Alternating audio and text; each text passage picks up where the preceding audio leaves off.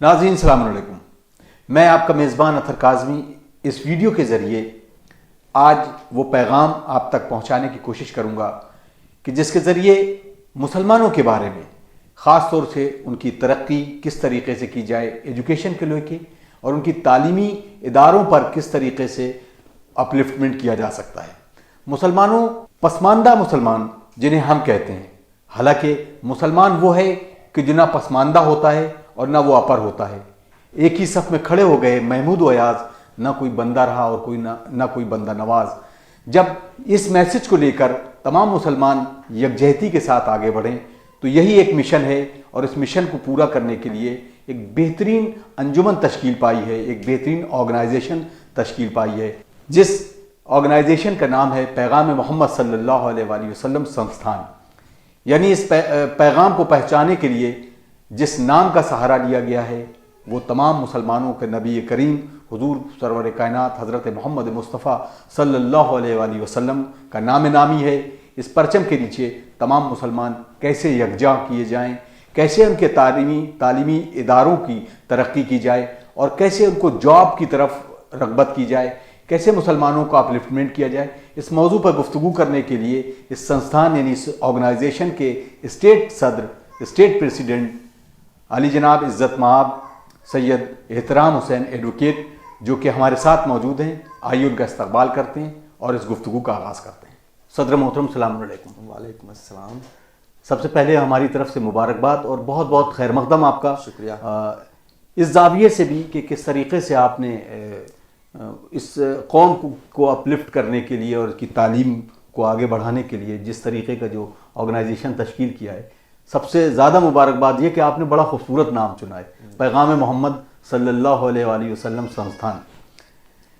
एहतराम साहब, पहला सवाल ये है कि हम सब लोग बात करते हैं इत्तेहाद की, तो आपका जो पैगाम है इस ऑर्गेनाइजेशन के ज़रिए जी, उसके मकासद क्या है? पहले तो मैं आपका शुक्रगुजार हूँ कि आपने हमारे संस्थान की तारीफ़ की, नाम की, और बहुत बहुत शुक्रिया भाई डॉक्टर काज़मी साहब आपका। और ये जो पैगाम मोहम्मद सल्लल्लाहु अलैहि वसल्लम संस्थान नाम रखा गया जी, चूँकि हम मुसलमानों में अगर कोई सबसे बड़ा है अल्लाह के बाद तो वो हमारे नबी हैं। बेशक। और नबी पे सभी मुसलमानों का ईमान है, इस पे मुत्तहिद मुसलमान हो सकता है। बेशक। वरना जो मुसलमानों में आजकल बदउनवानियाँ और दुनिया भर की बातें फैला दी गई हैं, इससे एक साथ बैठना मुश्किल हो जाता है। लेकिन नबी के नाम पे सब हम एक हैं। बेशक। इसलिए इसका नाम जो है पैगाम मोहम्मद सल्लल्लाहु अलैहि वसल्लम संस्थान जज़ाकल्लाह। कि जब ये नाम होगा तो हम मुसलमानों के दरमियान फिर कोई फासले नहीं रह जाएंगे। बेशक। और हम फासला मिटाना चाहते हैं। फासलों की वजहों से इन 70 सालों में हमारे मुसलमान भाइयों का बहुत नुकसान हुआ। हमको बांट दिया गया अलग अलग तरीक़ों से, अलग अलग जाविये से राजनीतिक लोगों ने जी। अपने फ़ायदों के तहत। हम इसको समझ नहीं पाए, लेकिन हमको समझना पड़ेगा जी डॉक्टर साहब। जब तक हम समझेंगे नहीं तब तक हम आगे नहीं बढ़ सकते। बेशक। और न तरक्की कर सकते हैं। और अगर सब मिल करके एक मुहिम बनाएंगे और तय करेंगे, वो दिन दूर नहीं कि हम भी आगे बढ़ जाएं जिस तरीके से हमारे हिंदुस्तान की और कौमों ने तरक्की किया। हमारा मकसद ये है कि जितने भी पसमानदा मुसलमान हैं या जो भी मुसलमान हैं, हमारे यहाँ कोई फ़र्क नहीं है जी। हम सब एक हैं, एक अल्लाह के मानने वाले, एक नबी के मानने वाले, तो एक झंडे के नीचे चल भी सकते हैं। बिल्कुल भाई, इसमें कोई दिक्कत की बात नहीं है मुसलमानों के दरमियान। तो अब तो एक साथ चलने में भलाई है। जो वक्त हाजिर वक्त है उसमें एक साथ चलना पड़ेगा। बिल्कुल। अगर डॉक्टर साहब एक साथ नहीं चलेंगे हम लोग तो फिर आगे बढ़ने की कोई भी गुंजाइश नहीं और पस्ती की तरफ जाएंगे। तो अब वक्त आया है कि हम सब एक साथ मिल करके, एक राय हो करके एक संगठन बनाएं जो नॉन पॉलिटिकल है। क्योंकि पॉलिटिकल संगठन तो बहुत बने, आपने देखा होगा आज़ादी के बाद से बहुत पॉलिटिकल संगठन बने, जाहिर सी बात है, और बनते चले गए, लेकिन आज तक उन संगठनों ने कोई फ़ायदा नहीं दिया। और ना फ़ायदा पहुंच पाया, और ना हम ले पाए और ना ले पाएंगे। इसलिए कि जब आप पॉलिटिकल संगठन बनाएंगे, सियासी संगठन बनाएंगे, तो फिर आपकी दुश्मनी, आपकी लड़ाई दूसरों से हो जाएगी। फिर आप ही के भाई आपकी बुराई शुरू कर देता है जी, जो दूसरी पार्टी में होते हैं। तो ये गैर सियासी संगठन है कि हम सियासत करने नहीं जा रहे, हम तो अपनी तरक्की का रास्ता खोज रहे हैं कि हमारे रास्ते कैसे हमवार हों और हम अपनी तरक्की कैसे करें। वाह। इसके लिए ज़रूरी ये है कि हम साथ में बैठें, और जब हमारा नेटवर्क होगा, हमारा संगठन होगा, तो एक दूसरे की तमाम सी परेशानियां दूर होंगी, कर सकते हैं। और संगठित होकर के सरकार के सामने, चाहे जिसकी सरकार हो, चाहे जिस दल की सरकार हो, अपनी समस्याओं को रखा जा सकता है। वाह। और सरकार को सुनना पड़ेगा। अब वकील साहब, अगर ये बहुत अच्छा मकसद है, जैसे आपने मकसद बताया, क्या हम कुछ ऐसा प्रोग्राम भी शुरू करने जा रहे हैं आपके बैनर के तले कि हम मुसलमानों के बीच एक ऐसा कंसेंसस, एक इस तरीके की आइडियोलॉजी को डेवलप करें कि उसे कैसे अपनी चूज का, अपने चुनाव का अधिकार एक पॉलिटिकल पार्टी का भी हो, और वो एक अच्छी तरीके से एक अपने लीडर को चुने और फिर अपना मकसद भी हल करे। क्या आप ऐसा करना चाहेंगे? नहीं, देखिए, हम तो बहुत ज़्यादा राजनीति में नहीं जाना चाह रहे हैं जी। हम तो सिर्फ इतना मुसलमानों में नहीं वकील साहब, क्योंकि ये एक बेसिक चीज़ है कि जब भी मुसलमानों की तरक्की की बात आती, अलग अलग पार्टियां उनको वोट बैंक की तरह इस्तेमाल करती हैं, क्यों ना एक ऐसा प्रोग्राम शुरू किया जाए। मैं आपसे वो तवक्को कर रहा हूँ, मैं उसी लिए सवाल कर रहा हूँ कि एक ऐसा प्रोग्राम, ताकि एक अवेयरनेस पैदा की जाए मुसलमानों के बीच कि कैसे अपना सिलेक्शन, एक अच्छा लीडर, एक अच्छी पार्टी चुनी जाए, ना कि हम वोट बैंक बने। देखिए, आज़ादी के बाद जो सियासी दल थे जी, जो हैं, उसमें मुसलमान वोट देता चला आया, और मुसलमानों को बड़ी तवक्को थी, जिस पार्टी को वोट दिया उससे बड़ी तवक्को रखता था, लेकिन वो तवक्को पूरी नहीं हुई, उन लोगों ने कुछ किया नहीं। तो हम बिल्कुल इसके सख्त खिलाफ हैं कि हमारे ऊपर, मुसलमानों के ऊपर कोई दल का लेबल लगे। हम इसके बिल्कुल खिलाफ हैं कि दल का लेबल लगने से ही, जब एक दल का लेबल लगेगा और जब सरकार नहीं बनेगी उसकी, तो दूसरे दल की जब सरकार बनेगी तो वो हमारा काम क्यों करेगा। तो हम ये चाह रहे हैं कि संगठित होकर के आप अपनी लड़ाई अपना संविधान के दायरे में, कायदे कानून के दायरे में खुद लड़ें, सरकार जैसी चीज की बने। जब दल का लेबल लग जाएगा तो फिर उसके बाद दिक्कतें आ जाती हैं कि साहब आप तो फला दल के वोटर हो, हम आपका काम क्यों करें। बहुत खूबसूरत, मैं यही बात आपसे कहलवाना चाह रहा था।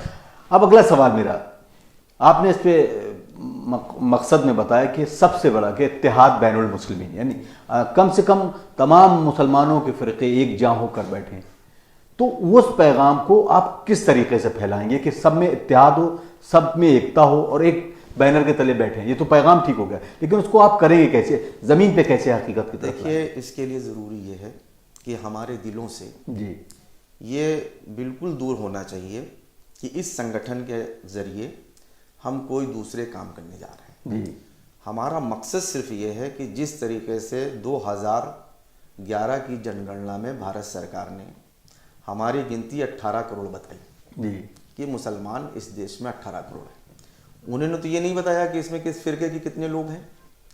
उनकी नज़रों में 18 करोड़ की गिनती है जी, कि पूरे देश में जो मुसलमान हैं वो 18 करोड़ हैं। तो जब 18 करोड़ मुसलमान हैं तो हम जो कर रहे हैं, जहाँ जिस मसलक में हैं, जिस जगह पे अपना काम कर रहे हैं, लेकिन हमारी जितनी और भी प्रॉब्लम है सबकी एक है, 18 करोड़ की परेशानियाँ एक हैं जी, उसमें कहीं कोई फ़र्क नहीं है। गवर्नमेंट की नज़रों में आप 18 करोड़ हैं और 18 करोड़ की परेशानियाँ एक हैं। हमारे यहाँ अगर अशिक्षा है तो 18 करोड़ मुसलमानों में है, ना कि किसी जगह खास और जगह पे। जी, अगर बेरोजगारी है तो 18 करोड़ मुसलमान बेरोजगार हैं, उनके बच्चे बेरोजगार हैं। अगर हमारी इक्तिसादी पोजीशन अच्छी नहीं है तो 18 करोड़ मुसलमानों में से ही अच्छी नहीं है जी। अगर पसमानदा है तो 18 करोड़ में से ही है। तो हमें इन सब चीज़ों को बिल्कुल एक सतह पे बैठ करके कि हम मुसलमान हैं, 18 करोड़ की गिनती है, हम 8 बैठे तो 18 करोड़ का हिस्सा है, 100 बैठे तो 18 करोड़ का हिस्सा है।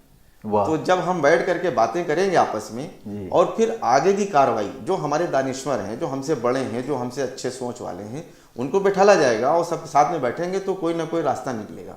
कि आगे की तरक्की कैसे करें। जी। और कोई भी कौम जब तक उसका अल्लाह भी मददगार नहीं होता है, जब तक वो खुद कौम अपनी मदद करने के लायक नहीं बन जाती। हमारे नबी हमारे लिए प्रैक्टिकल है, बेशक। और उन्होंने जब इस्लाम फैलाना शुरू किया तो सबसे पहले उन्होंने अपने करैक्टर को सामने पेश किया। और उन 40 सालों तक, जब तक आपने ऐलान नबूवत नहीं किया था, तब तक अपने करैक्टर का लोहा मनवाया पूरे अरब में। सब लोग सादिक कहते थे, सब अमीन कहते थे। तो जो रसूल ने एक करैक्टर पेश किया कि हम इस्लाम को कैसे आगे बढ़ाया है, हमने कैसे इसको दूसरों तक पहुंचाया है। लोग मानते नहीं थे नबी, लेकिन अमीन कहते थे, सादिक कहते थे जी। और हमारे नबी का जो फरमान है सबसे पहला वो ये है कि अखलाक अच्छा रखें। हमारे अखलाक में कमी आ गई, हमारी अमानतदारी में कमी आ गई, हमारे लोगों में सोच में कमी आ गई। तो नबी के पैगाम को हमने 2-3 जो बिल्कुल सबसे ज़्यादा ज़रूरी है इस समाज में बने रहने के लिए, किसी कौम के आगे बढ़ने के लिए, वो हम थोड़े से पीछे चले गए जी। उन सब चीज़ों में हमारा सुधार होना चाहिए। और सुधार हो करके जब 18 करोड़ की हमारी तादाद है और प्रदेश में मुसलमान 5 करोड़ है जी। उत्तर प्रदेश में टोटल पॉपुलेशन का 5 करोड़ मुसलमान है 22 करोड़ में।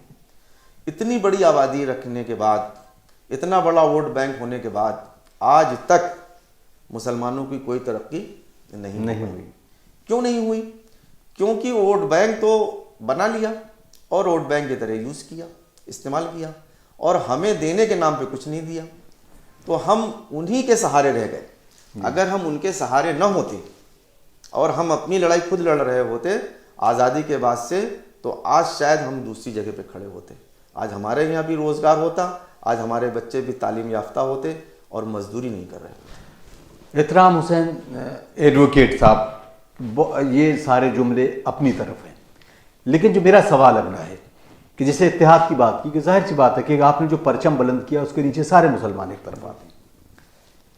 क्या एहतराम हुसैन एडवोकेट अपनी संस्थान यानी पैगाम मोहम्मद सल्लल्लाहु अलैहि वसल्लम के साथ सरकार की तरफ आरक्षण नीति पर यानी रिजर्वेशन नीति पर मुसलमानों के लिए यकजा कंसेंसस करेंगे, या किसी तरह का कोई एक प्रोग्राम या एहतजाज के तौर पर, या यूँ कहा जाए कि इस आरक्षण को आगे लागू करने के मानद आप क्या कदम उठाएंगे?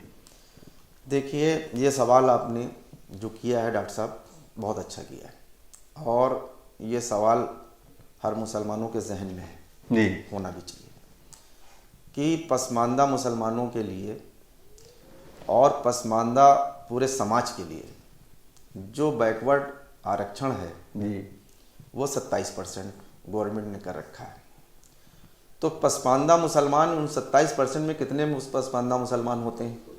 हमारे आप जो पिछड़े जात के मुसलमान हैं जी, उसमें उनका कोई कैटेगरी नहीं रखी गई है कि 27% में कितने होंगे मुसलमान, कितने परसेंट रहेगा, और इसका फ़ायदा दूसरे लोग उठा ले जाते हैं।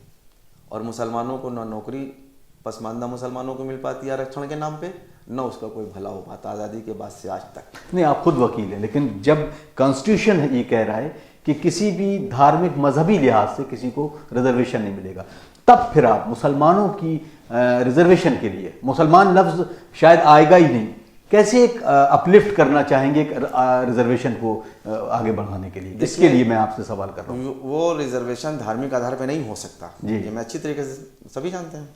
लेकिन जो पसमानदा मुसलमानों का जो पिछड़ा जो आरक्षण है पिछड़ों के लिए जी, वो 27% है जी, तो उस 27% में तो पसमानदा मुसलमानों का आरक्षण हो सकता है जी। ये लड़ाई लड़ी जा सकती है कि 27% में 3% मुसलमानों को भैया आरक्षण दो पसमानदा मुसलमानों को, और ये सरकार को करने में कोई प्रॉब्लम नहीं है क्योंकि 27% आरक्षण में आरक्षण है।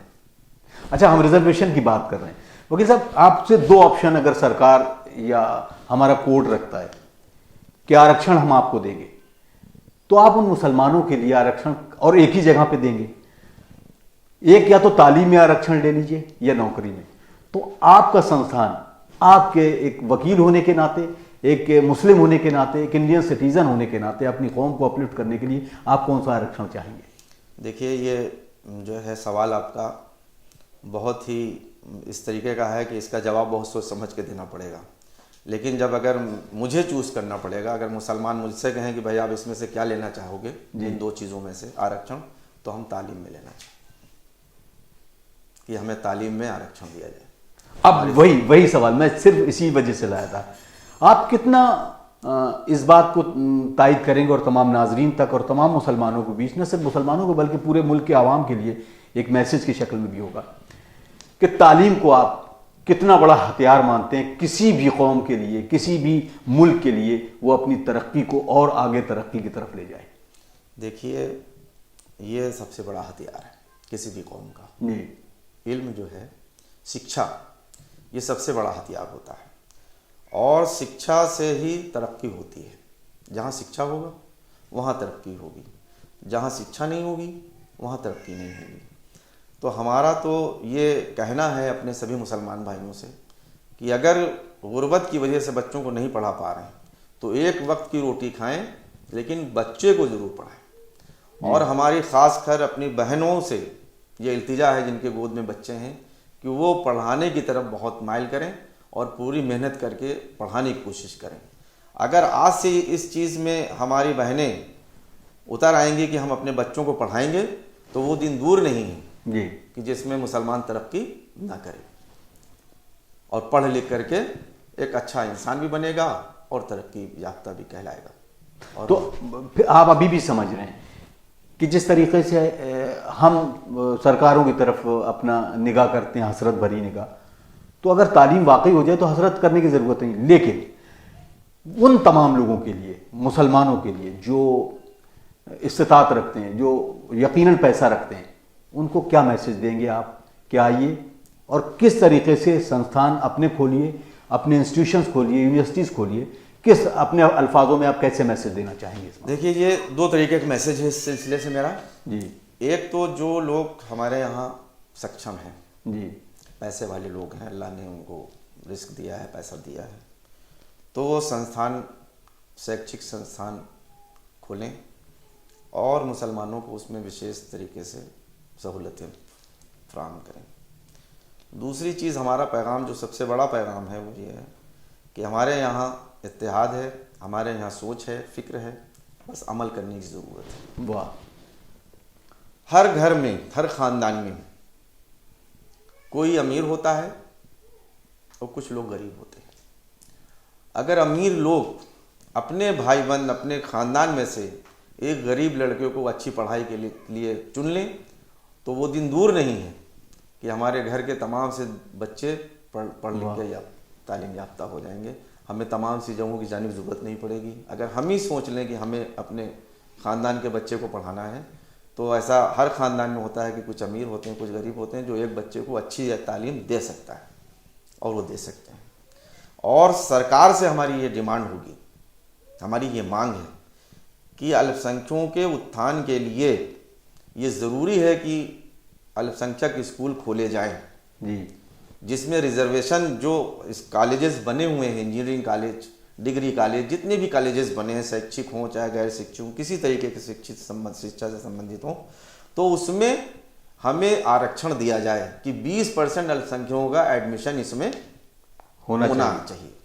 तभी वो पढ़ाई वहाँ पे आगे बढ़ पाएगी और मुसलमान आगे बढ़ पाएगा। और ये आरक्षण जब तक हमें नहीं दिया जाएगा, भाई अगर आप चाहते हो ईमानदारी से कि मुसलमान आगे बढ़े जो आज दलितों से पीछे है, तो जब तक आप आरक्षण नहीं देंगे और कम से कम तालीम के इस शोबे में तो आरक्षण जितने भी कॉलेजेस हैं, इंजीनियरिंग कॉलेज हो चाहे जैसे तरीके का हो, MBA हो, जो भी कॉलेजेस हैं, उन सब में आरक्षण 20% सीट आरक्षित कर दी जाए मुसलमान अल्पसंख्यकों के लिए। नाज़रीन, आप देख रहे हैं वीडियो और इस वीडियो के ज़रिए हमारी कोशिश है कि उन तमाम मुसलमानों को बेदार किया जाए और इस बेदारी का सबूत इस तरीके से मिलेगा कि जिन माओं की गोद में बच्चे हैं वो ये ना समझ के कि मेरे बच्चे हैं, बल्कि इस मुल्क के मुस्तकबिल हैं और इस कौम के भी मुस्तकबिल हैं।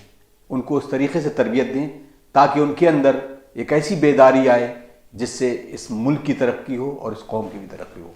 हम गुफ्तगू कर रहे हैं मुसलमानों की अपलिफ्टमेंट के लिए और उनकी तालीमी इदारों को किस तरीके से आगे मुस्तहकम और मुकम्मल किया जा सके। हमारे साथ पैगाम मोहम्मद सल्लल्लाहु अलैहि वसल्लम संस्थान के स्टेट प्रेसिडेंट इज़्ज़त माब आली जनाब सैयद एहतराम हुसैन एडवोकेट साहब मौजूद हैं और एक खूबसूरत गुफ्तगू यहाँ पर जारी है। एहतराम साहब, बहुत खूबसूरत गुफ्तगू रही, लेकिन मैं चाहता हूँ कि इस पूरे नशिस्त की, इस पूरे प्रोग्राम की एक कंक्लूजन के तौर पर एक ऐसा मैसेज कि जो तमाम उम्मत मुस्लिमा को यकजा करे और उनके अंदर एक ऐसी बेदारी लाए ताकि आपके जो अल्फाज हैं उनके जहन से निकलते हुए दिलों में उतर जाएं और एक ऐसा इनकलाब आए ताकि मुसलमानों के अंदर उनकी एजुकेशन को लेकर और न सिर्फ अपनी तरक्की बल्कि मुल्क की तरक्की के लिए भी एक ऐसी बेदारी है। मैं चाहता हूं कि आपकी तरफ से एक ऐसा मैसेज। जी भाई, डॉक्टर साहब ने अभी जो सवाल किया है कि मैसेज क्या है, मैसेज में मैं इतना कहूँगा, अपने सभी मुसलमान भाइयों से हमारा दस्तबस्ता गुजारिश है कि अपने बच्चों को तालीम की तरफ ज़रूर कोशिश करें, तालीम दिलाने की, और ज़्यादा से ज़्यादा तालीम जब मिलेगी तो हमारा बच्चा तरक्की करेगा और हमारे लोग आगे बढ़ेंगे। दूसरी बात यह है कि हम लोग अपने अखलाक को बुलंद करें, जो हमारी पहचान है, जो सबसे बड़ा हमारा हथियार है, और देश के लिए, मुल्क के लिए, अपने शहर के लिए, अपने घर के लिए, अपने ख़ानदान के लिए बढ़ चढ़ के काम करें और एक दूसरे की मदद करें, और इससे हमारा देश मजबूत होगा, हम मजबूत होंगे और हमारे मुसलमान भाई मजबूत होंगे। हमारा यही कहना है। नाज़रीन, ये थे इज़्ज़त माब आली जनाब एहतराम हुसैन एडवोकेट साहब, जिन्होंने बड़ी खूबसूरती से इस पैगाम को आप तक पहुँचाया। उम्मीद करते हैं कि आप इस पैगाम को अपने लिए गिरह बांध कर रखेंगे और आने वाली नस्लों के लिए और उन बच्चों के लिए भी एक ऐसा पैगाम है ताकि वो अपनी बेदारी का सबूत देते हुए अपने लिए, अपनी कौम के लिए और अपने मुल्क के लिए एक ऐसा हथियार साबित होंगे जिससे मुल्क तरक्की करेगा और उनका, न सिर्फ उनका बल्कि पूरी कौम को तरक्की की तरफ ले जाएगा। हम बेहद शुक्रगुजार हैं कि उन्होंने, एहतराम साहब ने हमें वक्त दिया। उम्मीद करते हैं नाज़रीन कि हम अगले एपिसोड में, अगली गुफ्तगू में मज़ीद गुफ्तगू करेंगे इस टॉपिक पर और किस तरीके से मुसलमानों को अपलिफ्ट किया जा सकता है, उनको तरक्की की तरफ लिया जा सकता है, चाहे कि उनकी एजुकेशन, उनकी रोज़गार के तौर पर, और कैसे कैसे और आगे जाएंगे, इस तमाम मौजू पर गुफ्तगू करेंगे। इसी के साथ अपने मेज़बान अतहर काज़मी को इजाज़त दीजिए। अस्सलामु अलैकुम वरहमतुल्लाहि वबरकातुहू।